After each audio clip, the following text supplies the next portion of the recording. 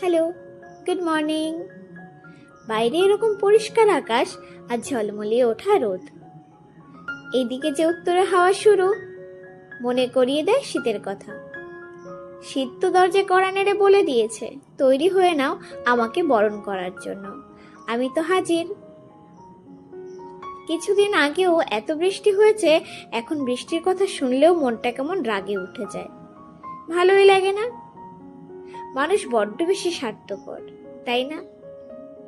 যাই হোক, এরকম ঝলমলে রোদ ওঠা দেখে কিন্তু মনটা ভারী ভালো হয়ে গেল। প্রতিদিনের সকালের জল খাবারে একটু আলাদা রাখতেই বেশি ভালো লাগে। সকালে খাওয়ার রুচিটা আমার বরাবরই কম। ঠাকুমা খাবে দুধ মুড়ি, তো আমি ভাবলাম আমিও হালকা ফুলকা করে খেয়ে নিই, এইদিকে তো ওষুধ খেতে হবে। আজকে আমি আর বৌদি গেছিলাম কিছু কেনাকাটা করার জন্য। তো ফার্স্ট অপশন রেখেছিলাম জুডিও। ওখানে যাওয়ার পর মোটামুটি কালেকশন যা পেয়েছি, আমাদের যা যা দরকার আমরা নিয়েও আসতে পেরেছি।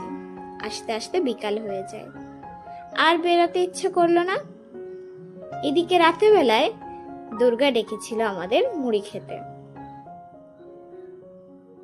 সম্পর্কও কিন্তু ভাইয়ের বউ, বেশ ভালো মেয়ে।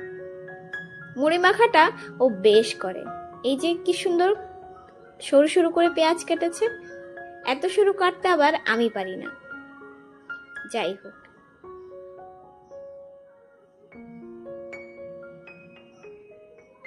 সারাদিন অনেক খাটাখাটনি, অনেক কাজ, অনেক কিছু থাকে সবার। তারপর এরকম একটা মুড়ি মাখা, সঙ্গে যদি নিজের পছন্দের কিছু মানুষ, ওই যে 1 ঘন্টা সময়, মনে হয় সারাদিনের ক্লান্তি এখানেই দূর। নিজেদের সব রকম হাসি ঠাট্টা, কষ্ট, ক্লান্তি, কিছু দুঃখের কথা, কিছু সুখের কথা যদি আমরা এখানে বসে কিছুক্ষণ বলতে পারি, মনটা হালকা হয়ে যায়। আর আমরা করিও তাই।